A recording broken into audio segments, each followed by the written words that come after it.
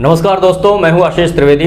स्वागत है आपका संवाद कार्यक्रम में। दोस्तों, जैसा कि आप जानते हैं कि संवाद कार्यक्रम में हर रविवार हम किसी विषय पर बातचीत करते हैं, अलग अलग विषयों पे, अलग अलग मुद्दों पे। आज बहुत ही खास विषय है हमारा बातचीत करने का और हमारे खास मेहमान हैं समीर पांडे जी। स्वागत है आपका हमारे संवाद कार्यक्रम में। Sameer Pandey PD inter college Gaighat में अध्यापक हैं, वहाँ टीचिंग करते हैं। और अटेवा जो एक संगठन है, all teachers employ welfare association, उसके आप जिला अध्यक्ष हैं। और इसकी जो एक नेशनल लेवल पर जो संस्था है इसकी, वो है national movement old pension scheme. अब आप समझ गए होंगे कि ओल्ड पेंशन स्कीम इस संस्था से जुड़ी हुई है, तो जाहिर सी बात है कि हम लोग उस विषय पर बातचीत करने वाले हैं आज। ओल्ड पेंशन को लेकर के बहुत दिनों से आंदोलन चल रहा है प्रदेश के अलग अलग हिस्सों में। तो हम जानने की कोशिश करेंगे कि आखिर ये ओल्ड पेंशन क्या था और जो नई पेंशन नीति लागू हुई है इसमें क्या क्या खामियां हैं और किस लिए आंदोलन चल रहा है। तो फिर से एक बार स्वागत है, अभिनंदन है आपका संवाद कार्यक्रम में। और सबसे पहले जो सवाल हम लेंगे कि जो आंदोलन आप लोग चला रहे हैं पुरानी पेंशन के लिए, तो पहले तो संक्षेप में ये हम जानना चाहेंगे, हमारे दर्शक भी जानना चाहेंगे, क्योंकि बहुत सारे लोग भी जानते भी नहीं हैं कि पुरानी पेंशन नीति क्या थी और नई पेंशन नीति जो आई है उसमें क्या खामियां हैं जिसके लिए आप लोग आंदोलन कर रहे हैं इतने दिनों से। आशीष भाई, बहुत बहुत धन्यवाद। देखिए, पुरानी पेंशन योजना जो वर्षों से हमारे यहाँ देश में सरकारी कर्मचारियों के लिए लागू थी जी, जिससे सरकारी कर्मचारी पूरे मनोयोग से 60 वर्ष की सेवा देते थे अपनी, और उसके उपरांत बुढ़ापे में वह उनके सहारे का वह कारण बनती थी, वही साधन थी। वर्तमान में उसकी आवश्यकता इसलिए और भी ज़्यादा है क्योंकि जिस तरह से हमारा समाज परिवर्तित हो रहा है विकास के नाम पर, और जो वैचारिक मतभेद या नैतिकता का जो लोप हो रहा है, उससे बहुत समस्याएं आ रही हैं परिवारों में। और वैसे में पुरानी पेंशन बुढ़ापे के लिए अत्यंत ही एक आवश्यक चीज़ है। 2005 में, बल्कि 2004 में ही केंद्र में अटल बिहारी वाजपेयी के द्वारा नई पेंशन स्कीम लाई गई, और उसके द्वारा सभी कर्मचारियों को, उसके बाद जो भी नियुक्त हुए सरकारी कर्मचारी, चाहे जिस विभाग में भी रहे हों, उनको नई पेंशन के नीति के अंतर्गत रख दिया गया। जिसमें क्या हुआ कि 10% सरकारी कर्मचारियों के सैलरी से काटी जाती थी और 10% जो है सरकार हिस्सा देती थी। अच्छा। और उन दोनों पैसों को निजी कंपनियों को दे दिया जाता है, और वह निजी कंपनियां शेयर मार्केट पर आधारित हैं। तो उस शेयर में वो जो पैसा लगता था सरकार का और कर्मचारी का दोनों हिस्सा, और उस पैसे से जितना भी वो मार्केट के हिसाब से जो भी पैसा बनता था वह सरकारी कर्मचारियों को दिया जाना था। अच्छा, ठीक है। लेकिन चूंकि जब ये लागू हुआ उसके वर्षों बाद तक यह कटौती नहीं की गई। अच्छा, हाँ, ये इसका एक ड्रॉबैक है। तो चूंकि उस वक्त तो हम लोग बहुत ही कम थे, जैसे जो भी 2005, 6, 7, 8 में लोग नियुक्त हुए, इतनी संख्या उनकी कम थी कि उनकी आवाज़ कोई नहीं सुनता था। एक तो समझ में भी नहीं आया शुरू में, क्योंकि इसको बहुत अच्छा बताया गया लोगों के द्वारा कि यह बहुत फ़ायदेमंद चीज़ है, इसके द्वारा करोड़ों करोड़ों रुपए आप लोगों को मिलेंगे। लेकिन इसको पहले तो वो उन लोगों ने लागू करने में ही, क्योंकि यह किसी को समझ में नहीं आया। अच्छा, 1 मिनट टोकू मैं यहाँ पे। हाँ। जैसे आपने बताया कि 10% आपके सैलरी से और 10% गवर्नमेंट के, ये 20% प्राइवेट कंपनियां जो है बड़े बड़े उसमें वो लगाती थी। हाँ। और ये था कि वो पैसा फिर आपको रिटर्न मिलेगा। हाँ, उसमें भी नियम थे। अच्छा, उसमें नियम ये था कि 60% पैसा आपको मिलेगा और 40% वो रख लेंगी, जिसको पेंशन के रूप में आपको दिया जाएगा। जैसे आजकल भी कई आप लोगों को मालूम होगा, शायद कि आपको मालूम होगा, वो कई जो है प्राइवेट कंपनियां इस तरह का करती हैं, मैंने चला रही हैं लोग। बिल्कुल। तो उसमें बहुत कम पैसे मिलते हैं, ठीक है। जबकि पहले पुरानी पेंशन में था कम से कम 50% जो है सैलरी की वह रिटायर्ड लोग को दी जाती थी। अच्छा, जी जी।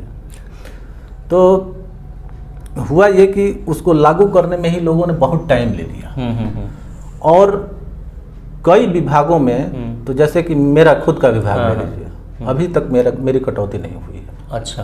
प्रान नंबर 2 साल पहले बना हुआ है, ठीक है।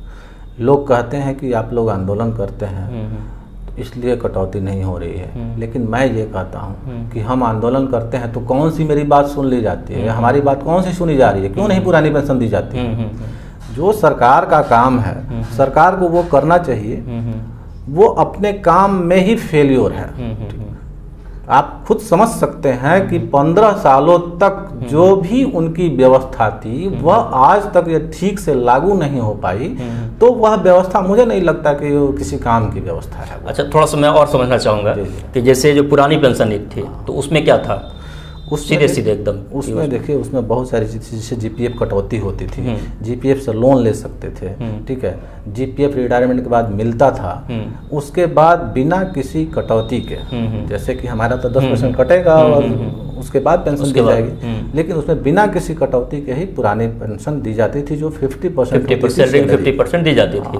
और वो अब चीज़ें खत्म हो गई। अब ये हुआ कि 10% आपका और 10% गवर्नमेंट का, वो कटौती की जाएगी और फिर वो आपको रिटर्न दिया जाएगा। तो वो सैलरी, वो पेंशन के रूप में न दे करके एक मुश्त देने की योजना थी।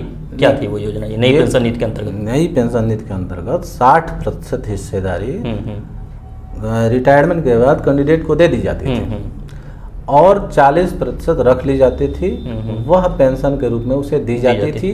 मृत्यु के बाद वो 40% पैसा जो है वह कंपनी के पास ही रह जाता है, वो मिलता नहीं है। अच्छा, ये उसमें सिस्टम में है, वो कंपनी रख लेती है। अच्छा, ये मतलब ये पूरा मामला है नई पेंशन नीति का। और वो मतलब जो नई पेंशन नीति लागू हुई उसको भी नहीं लागू किया गया, उसके अंतर्गत भी कटौती नहीं हुई, उसको भी ढंग से लागू। अच्छा, ये मामला है पूरा, ठीक है। तो ये आंदोलन आप लोग कब से चला रहे हैं, कितने दिनों? देखिए, आंदोलन ये आपका हमें याद है कि जब हमारी नियुक्ति हुई थी तो हमें तो ये खुद समझ ही में नहीं आया कि ये चीज़ें हैं क्या, ठीक है। 2-3 सालों में धीरे धीरे समझ में आया कि ये लोग पुरानी पेंशन वाले हैं, हम लोग नई वाले हैं, तो नए में तो कुछ है ही नहीं है, कोई व्यवस्था ही नहीं, सारी सैलरी, क्योंकि पता चला कि उनका जीपीएफ कट जाता है। हमने पूछा कि भाई आपकी सैलरी इतनी कम क्यों है, पहले से आप ज्वाइन किए हुए हैं, तो पता चला कि उनकी ज़्यादातर जो है हिस्सा जो है जीपीएफ में कटौती हो जाता था और हमें जो है पूरा पैसा मिल जाता था। तो लोगों ने ही बताया कि आप लोगों को पुरानी पेंशन नहीं मिलेगी, अभी सारा पैसा आप लोगों को दे दिया जाता है। तब धीरे धीरे भविष्य के बारे में आदमी सोचने लगा और धीरे धीरे 13-14 तक आते आते ये आंदोलन, ये जो है विजय कुमार बंधु हमारे एक लखनऊ में अध्यापक हैं, उन्होंने ही इस बात को लेकर मुहिम चलाई और धीरे धीरे 2 से 4, 4 से 6 ऐसे करते करते आज हम लोग काफ़ी बड़ी संख्या में एकत्रित हुए हैं और बड़ा मूवमेंट चला रहे हैं। मतलब लगभग 10 साल के आसपास ये हो रहा है मामला, ठीक है। 10 साल नहीं हुआ, बल्कि मतलब लगभग 14 से मान लीजिए 7 ही साल, 7 साल। हाँ, ठीक है। तो इस 7 सालों में कोई मतलब सरकार आपकी बात सुनी या कोई प्रगति इस फील्ड में, कुछ इस तरीके से कोई बात? देखिए, सबसे बड़ी बात 7 सालों में जो है कि 7 सालों में हम लोगों ने बहुत कुछ प्राप्त किया, लेकिन जब हम लोग आगे आए, हम लोगों ने लिखना पढ़ना शुरू किया, हमने जब लखनऊ में 2016 में एक बहुत बड़ा आंदोलन किया, ठीक है, तो हमारी संख्या को देखकर लोगों के मन में ये बात उठी कि अरे भाई ये कौन सा धड़ा आ गया, ये तो संगठन को कमज़ोर करेगा हमारे। तब लोगों ने लोगों में धीरे धीरे सुगबुगाहट आई और चूँकि यह मुहिम इतना आगे आज की डेट में बढ़ चुका है कि लोगों ने, उन संगठनों ने अपनी जो मांगे हैं उसमें पुरानी पेंशन को सबसे पीछे रखते थे, वो अब नंबर 1 पे रखने लगे हैं, ठीक है। अच्छा, ये एक चीज़ और बताइए कि जैसे इसके अंतर्गत कौन कौन से लोग प्रभावित हैं? देखिए, इसके अंदर सारे विभाग हैं। अच्छा। कोई ऐसा विभाग नहीं है जो केंद्र में 2004 में और राज्य सरकार में अप्रैल 2005 के बाद जो लोग ज्वाइन किए हैं वो सारे डिपार्टमेंट के लोग इसमें प्रभावित हैं। अच्छा, ये तो आंदोलन की बात हो गई। एक चीज़ मैं ये नोटिस कर रहा हूँ कि एक तरफ तो आंदोलन चल रहे हैं कि पुरानी पेंशन के लिए, मैं दूसरी तरफ देख रहा हूँ कि सारी चीज़ें प्राइवेट होती चली जा रही हैं, निजीकरण क्षेत्र में, वो चाहे आपका स्कूल हो, अस्पताल हो, LIC हो, बैंक हो, रेलवे हो, बिजली हो, तमाम चीज़ों को प्राइवेटाइजेशन की तरफ भेजा जा रहा है। तो जब उधर हम सरकार की नीति ये है कि हम सारी चीज़ें निजीकरण के क्षेत्र में जा रहा है, तो उधर सरकार आपकी मांग को क्यों मांगनेगी और फिर वो इस सारा मामला उलझ नहीं जाएगा? ये देखिए, जब हम लोगों ने आंदोलन शुरू किया तो 2018-19 तक करीब हम लोगों की एकमात्र मांग थी, लिखते भी थे हम लोग फ्रंट पे सबसे पहले यही कि एकमात्र मांग पुरानी पेंशन बहाल करो। लेकिन जब हम लोगों ने 19 में ये देखा, आपका सवाल बिल्कुल जायज़ सवाल है, तो हम लोगों ने महसूस किया कि जब ये संस्थाएं ही नहीं रही बिल्कुल जहाँ पर हम काम कर रहे हैं, क्योंकि इस निजीकरण में आप अभी देख रहे होंगे कि कोई भी विभाग ऐसा नहीं है। अभी आपने देखा कि वो आयुध कंपनियों का लोगों ने निजीकरण कर दिया, ठीक है। तमाम रेलवे से लेकर स्वास्थ्य और शिक्षा विभाग में भी नए नए प्रयोग जारी है, ठीक है। तो हम कह रहे हैं कि जब इतनी महत्वपूर्ण चीज़ों को भी नहीं बख्शा जा रहा है, जो कि जनता की एक मूलभूत आवश्यकताएं हैं, शिक्षा, स्वास्थ्य, रेल, परिवहन, बिल्कुल ठीक है, तो इन मूलभूत सुविधाओं को भी जब नज़रअंदाज किया जा रहा है, उनसे हड़पा जा रहा है, जबकि जनता को यह सूझ नहीं रहा है, तो हम लोगों ने क्या किया, अपने स्टैंड से थोड़ा सा अलग हटकर निजीकरण को इसमें जोड़ा। अच्छा, ठीक है। और हमारी महत्वपूर्ण मांग ये दो ही है आज की डेट में कि निजीकरण जो है सॉल्यूशन नहीं है, ठीक है। जो आप आरोप लगा रहे हैं कि संस्थाएं जो है विकृत हो चुकी हैं, संस्थाएं काम नहीं कर रही हैं, संस्थाएं नुकसान दे रही हैं, तो निजीकरण सॉल्यूशन नहीं है उसका। मान लीजिए कोई भी चीज़ व्यवस्था खराब हो रही है तो उसमें सुधार होना चाहिए, ठीक है। उस सुधार को हम खुद चाहते हैं कि वो लागू की जाए और हम उस पर कंधे से कंधा मिलाकर चलने के लिए तैयार हैं। हाँ, लेकिन एक बात मैं उसमें कहना चाहूँगा, अभी तत्कालिक सुधार कुछ आपने भी पेपरबाजी बहुत देखी होगी और सरकार की तरफ से तमाम चीज़ें आ रही हैं, तत्कालिक सुधार, ये सुधार, वो सुधार, ठीक है। और जनता में भी जा रही है कि हाँ अब लोग समझ जाएंगे, अब सरकारी कर्मचारियों को समझ में आएगा क्योंकि सरकार अब कड़ी आ गई है, ठीक है। तो कुछ इस तरह के आदेश आ रहे हैं। उन आदेशों पर जब आप गौर करेंगे, मैं कभी और आपको समय होगा तब डिटेल में बताऊंगा, उन आदेशों पर जब आप गौर करेंगे तो देखेंगे कि उसमें सुधारात्मक कम, वो आरोपित करने का उद्देश्य ज़्यादा है, ठीक है। और आरोपित करने में भी एक, जब आप किसी को भी, जैसे मान लीजिए एक अध्यापक है, ठीक है, अध्यापक का एक आदर्श होता है, उसका आदर्श चरित्र होता है, उसी आदर्श चरित्र से वह आने वाली पीढ़ी का निर्माण करता है, ठीक है, और एक अच्छा मनुष्य बनाता है। लेकिन जब उसके चरित्र को ही आप समाप्त कर देंगे, उसी को आरोपित कर देंगे, चरित्र को ही भ्रष्ट बता देंगे, ठीक है, तो मुझे नहीं लगता है कि कोई वह बहुत अच्छी चीज़ का निर्माण कर पाएगा, ठीक है। सही बात है ये। तो ये बहुत सारी चीज़ें हैं। क्यों, और एक चीज़ और मैं देख रहा हूँ कि जैसे निजीकरण के समर्थन में आम लोग भी आ रहे हैं, क्योंकि हम लोग देखते हैं कि जब हमारे शरीर में कोई बीमारी होती है तो डॉक्टर सबसे पहले इलाज की बात करता है, और वो समुचित इलाज और अधिकतम इलाज की बात करता है, और जो वो अंतिम विकल्प होता है कि उसको काट करके हम अलग कर दें। लेकिन सरकार, जो स्थिति आ गई है कि सरकार वो तुरंत उसको काट करके अलग कर देना चाहती है, और ये प्रोजेक्शन जो जा रहा है पब्लिक के बीच में। जैसे अगर मैं एक सवाल यहाँ जोड़ूँ मैं आपसे, कि जैसे स्कूल है, तो स्कूलों में जो सरकारी स्कूल हैं, जाहिर सी बात है कि इस दौर में पढ़ाई नहीं हो रहा है या बच्चे नहीं आ रहे हैं, और जो संस्था देखे थे हम बचपन में, हम लोग देखते थे कि 100-100, 200 की संख्या होती थी एक क्लास में, वो बिल्कुल ख़त्म हो गई है। तो इसके लिए जो सबसे ज़्यादा दोष अगर दिया जा रहा है तो सरकारी कर्मचारियों को दिया जा रहा है, टीचरों को दिया जा रहा है कि सबसे ज़्यादा दोषी टीचर हैं, ये पढ़ा नहीं रहे हैं, बैठे रह रहे हैं, और इस वजह से ये संस्थाएँ बीमार हो गई हैं। अब इस वजह से इसको जो है प्राइवेटाइजेशन कर दिया जाए या फिर उसको हटा ही दिया जाए। हटाने का सेंस ये है कि स्कूलों में वैकेंसी अगर आ रही है तो उसको भरिए मत, धीरे धीरे उसको अपने आप खत्म कर दीजिए। तो इसको लेकर के आप मतलब क्या मंथन करते हैं, किस रूप में देखते हैं आप इसको? देखिए, यह बहुत ही दुर्भाग्यपूर्ण क्षण है इस वक्त का, मतलब क्योंकि मेरे सामने भी ये प्रश्न आप नया कोई नहीं पूछ रहे हैं, ठीक है। सामान्य रूप से यह जनता में यह बात घर कर गई है, चाहे जैसे भी हो, जिसने भी समझाया उनको। कुछ दोष है, टीचर्स का भी दोष है, कुछ ऐसा नहीं है, लेकिन जिस तरीके से लोग टारगेट करते हैं कि नहीं अध्यापकों ने ही इस व्यवस्था को खराब कर दिया, यह मैं नहीं मानता। क्योंकि मैं खुद, जब मेरे सामने पहली बार ये प्रश्न आया तो मैं गहन विचार किया इस पर, और मैं खुद पीछे गया अपने ही विद्यालय में। मैं पीडी इंटर कॉलेज गायघाट का पढ़ा हुआ हूँ, और वहीं से मैंने 12वीं तक की शिक्षा ग्रहण की।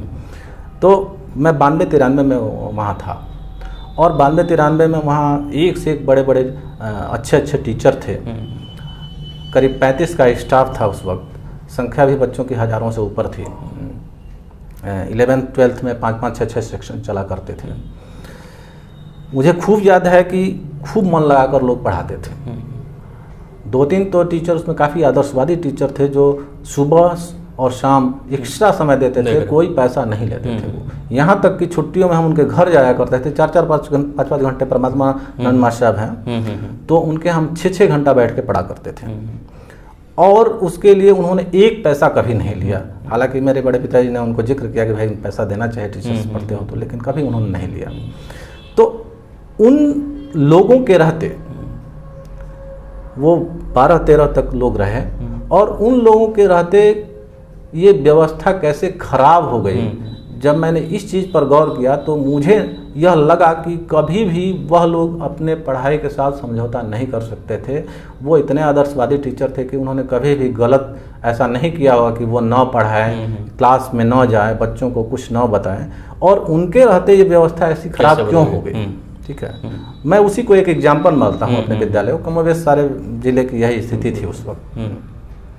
तब मैंने गौर किया कि क्या हुआ कि पहली बार 1991 में होम सेंटर आया, ठीक, मुलायम सिंह सरकार थी, और उन लोगों ने नकल खूब जमकर कराया।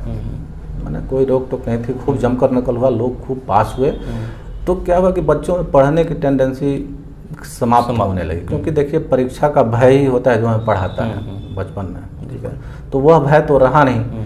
उसके चलते 1992 में कल्याण सिंह की सरकार आ गई थी, और कल्याण सिंह ने इतना जमकर नकल रोका कि पूरे हमारे विद्यालय में 6 ही बच्चे पास हुए। हाँ, वो हज़ारों बच्चों में 6 बच्चे केवल पास हुए।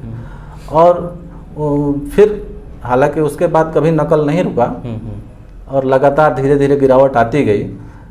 तो आशीष भाई, एक चीज़ मैं आपको बताना चाहता हूँ कि हर वक्त में थोड़े से अच्छे और थोड़े बुरे अध्यापक होते हैं, ठीक है, या कर्मचारी होते हैं लोग। तो उस वक्त भी कुछ लोग थे, ठीक है, जो कि बच्चों को नकल कराने पहुंच जाया करते थे दूसरे सेंटर पर। अपने सेंटर पे होता था तो यहाँ भी खूब नकल कराते थे लोग। तो वो बच्चों में प्रिय होते गए, और बच्चों में जब वो प्रिय हो गए तो उनके नज़दीक हो गए, अच्छे टीचरों से वो दूर होने लगे। वो क्या किए कि वो बुरे टीचर, वो टीचर को बुरा कहना थोड़ा सा अच्छा नहीं लगता है, हम लोग दूसरे टाइप के लोग हैं, ठीक है, लेकिन जो थोड़े से नैतिकता उनमें जो नहीं थी, उन लोगों ने क्या किया कि उनको ले जाके कोचिंग सेंटर की तरफ झोंकना शुरू किया, और उधर की तरफ उनका मूवमेंट कर दिया। तो बच्चों ने जब देखा, वहाँ गए, वहाँ पढ़े, वहाँ की जब छूट देखी, अनुशासन देखा वहाँ का, तो आप भी जानते हैं कोचिंग की क्या स्थिति है। अनुशासन कोई चीज़ है नहीं, खुली छूट है वहाँ पर, जो मर्जी वो करो। हाँ, तो वहाँ बच्चों को खूब अच्छा लगा, और घर जाकर बताया कि हमें भाई कोचिंग करना है, स्कूल में पढ़ाई नहीं हो रही। माँ बाप ने एक बार भी स्कूल में पूछा नहीं, जबकि वो जानते थे कि स्कूल बहुत अच्छा है, टीचर्स भी बहुत अच्छे हैं, लेकिन एक बार भी स्कूल में जाकर नहीं पूछा कि क्यों, क्या बात है सर की पढ़ाई नहीं हो रही, बच्चा कह रहा है कि हमें कोचिंग जाना है, और चुपचाप बच्चे के कहने पे कोचिंग भेज दिया। और यह टेंडेंसी इतनी ज़्यादा बढ़ गई कि स्कूल से सारे बच्चे, क्योंकि 3 घंटे में ही सारा कुछ हो जाता था, स्कूल में 6 घंटे रहना पड़ता था, समय की भी बाध्यता रहती थी, अनुशासनात्मक कार्रवाई होने का डर रहता था, ठीक है। वहाँ छूट के कारण उन लोगों को बहुत अच्छा लगा, और लगभग सारे बच्चे चले गए। वही बच्चे बच गए जो अत्यंत ही गरीब परिवार के थे, जिनके माँ बाप सक्षम नहीं थे, वो अपनी रोजी रोटी में ही व्यस्त रहते थे, वही बच्चे बच गए सरकारी स्कूलों में। यही कारण रहा कि यह शिक्षा व्यवस्था। हाँ, एक और कारण देखिए, बहुत जरूरी कारण है, जबकि टीचर रिटायर होते गए और सरकारों ने क्या किया, अनेक सरकारें गई आई, ठीक है, लेकिन किसी ने उस नियुक्ति को भरने का प्रयास नहीं किया, ठीक है ना। तो ये 4 कारण मैं स्पष्ट रूप से देखता हूँ। एक तो सरकार, दूसरा गार्जियन, शिक्षक और बच्चा, ठीक, ये चारों बराबर रूप से दोषी हैं। बच्चों का दोष इसलिए नहीं देता मैं कि बच्चे तो भाई बच्चे होते हैं, हाँ, तो छोटे बच्चे जिधर आप डाइवर्ट करेंगे उधर वो जाएंगे, क्योंकि वही बच्चे जाते थे स्कूलों में जिनको रखा जाता है। अनुशासन इतनी होती थी कि हम लोग भी जब पढ़ते थे तो गेट बंद हो जाता था, स्कूल से बाहर नहीं निकलते थे हम लोग। 10 से 4 जो है रहना ही है स्कूल में, तो वो अनुशासन और वो पढ़ाई वो दूसरी चीज़ होती थी। और ये बिल्कुल सही बात आपने कहा कि कोचिंग सेंटरों में जो डाइवर्शन हुआ है उसका खामियाजा जो है भुगतना पड़ा, नकल व्यवस्था और तमाम चीज़ें आ रही है। बिल्कुल। एक चीज़ यहाँ पर अब हम लोग अंतिम चरण में चल रहे हैं अपनी बातचीत की। आंदोलन जो चल रहा है लगभग 7-8 साल आंदोलन के हो गए, आगे अभी कब तक चलेगा इसका भी कोई अंदाज़ा नहीं है, कब मांगे मानी जाएगी, कब सुनी जाएगी। एक चीज़ मैं देखता हूं कि भारत देश में जो भी आंदोलन हो रहे हैं, यहाँ के परिप्रेक्ष्य में अगर हम देखें तो सारे आंदोलन एकांगी हो जाते हैं। एकांगी इन सेंस कि जैसे अगर टीचरों का आंदोलन हो रहा है तो पब्लिक से लेकर के और तमाम लोग ये मानते हैं कि टीचरों का आंदोलन है, टीचर अपने फायदे के लिए आंदोलन कर रहे हैं। अभी 9-10 महीने से किसानों का आंदोलन चल रहा है दिल्ली में, तो वो मान लीजिए कि किसानों का आंदोलन है, उससे हमको कोई लेना देना नहीं है। वो तो अलग अलग जो आंदोलन का जो मतलब एक डिवाइडेशन जो हो रहा है और एक दूसरे का आंदोलनों में शरीक न होना, एक दूसरे को सपोर्ट न करना और एक दूसरे का आंदोलन को अपना आंदोलन न समझना, मुझे लगता है कि आंदोलनों को कमज़ोर करता है और आपकी जो मांग है, वो जो जायज़ मांगे हैं, वो पावर नहीं आ पाता उन आंदोलनों में कि हम उस जायज़ मांग को लेकर के आगे लड़ाई लड़ सकें या फिर उसको प्राप्त कर सकें।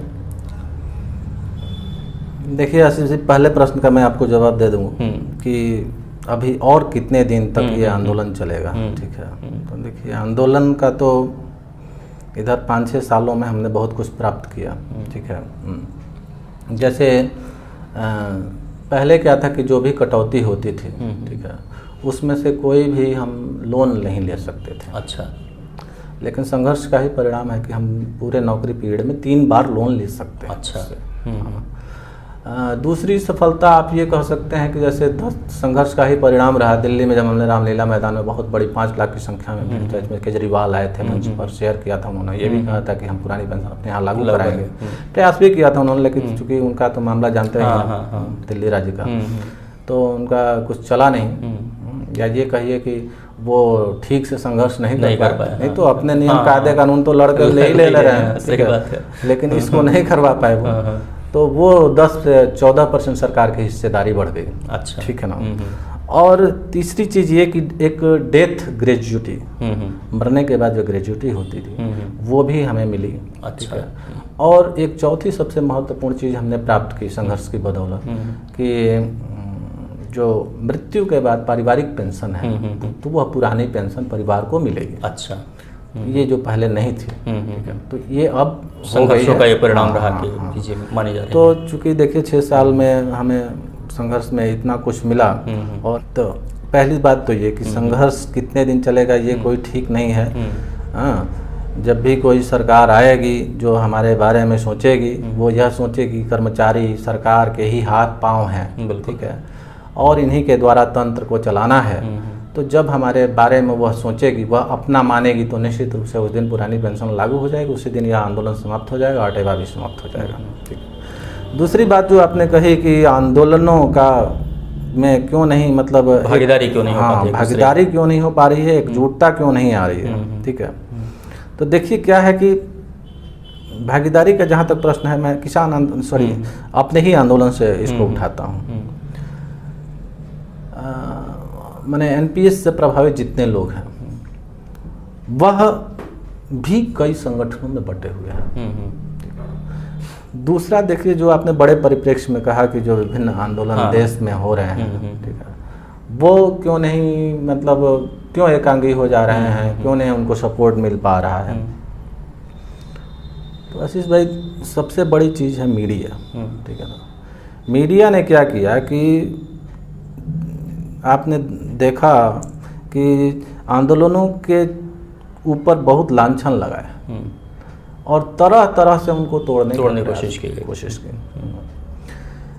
तीसरी चीज़ ये कि मीडिया ने एक और चीज़ करा, मैंने जो हमारा भारत का जो प्रधानमंत्री है, मुख्यमंत्री है, जो बड़े बड़े चेहरे हैं, उनका ईश्वरीकरण करना शुरू कर दिया।